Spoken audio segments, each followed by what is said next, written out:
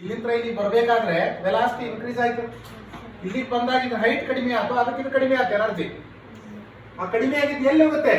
It is converted to its kinetic energy. ಹಾಗಾದ್ರೆ which acquire some velocity, ಅದು ಎಷ್ಟು ಅನ್ನೋದನ್ನ ಕ್ಯಾಲ್ಕುಲೇಟ್ ಮಾಡ್ಕೋಬೇಕು. How to calculate it?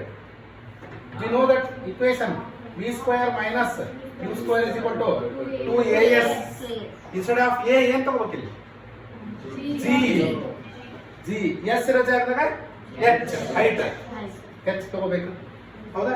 2gh. ಹೌದಾ? ಸೊ v ಸ್ಕ್ವೇರ್ ಇದು u 0 ಹೋಗಲ್ರಿ. Initially it is at rest.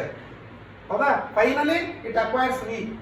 So v square is equal to 2 into g ಅಂದ್ರೆ 10 into h ಎಷ್ಟಿದೆ? 3. ಇಲ್ಲಿಂದ ಇಲ್ಲಿಗೆ 3 ಹೋಗಲ್ರಿ. ಇಂಟು 3 ಎಷ್ಟು ಬಂತಿದೆ?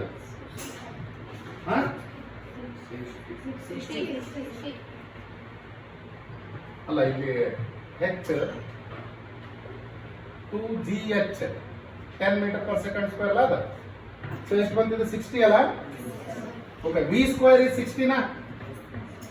What about kinetic energy? Half mv square ಅಲ್ಲ? Half mv square. So half into what is m? 20 into 60. ಹೌದಾ? 2 1 ಜಾ 2 10 ಜಾ 10 ಇಂಟು 60 600. ತಪ್ಪಲ್ವ ಏನಾಯ್ತು?